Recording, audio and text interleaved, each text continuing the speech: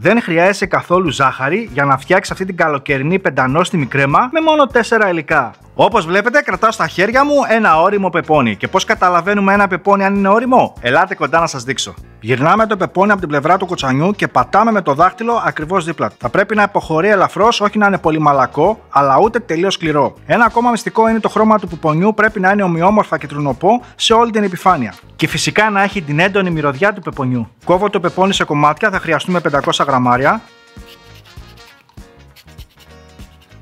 Σε ένα μπλέντερ ρίχνω το πεπόνι, 400 ml γάλα καρύδας.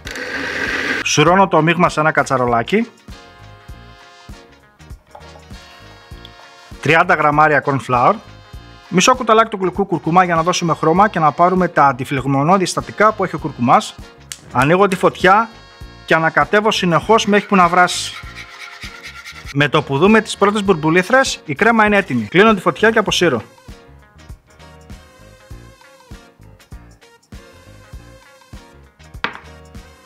Προαιρετικά λίγο ενδοκάριδο από πάνω.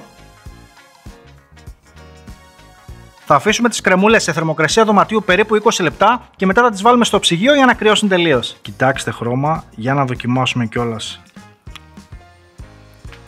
Είναι δροσερό, είναι πεντανόστιμο. Εάν σας άρεσε η συνταγή, μην ξεχάσετε να μου κάνετε ένα like και μια κοινοποίηση, γιατί έτσι με βοηθάτε να συνεχίσω να σας δίνω τόσο όμορφες συνταγές. Μέχρι το επόμενο βίντεο να περνάτε καλά, γεια σας.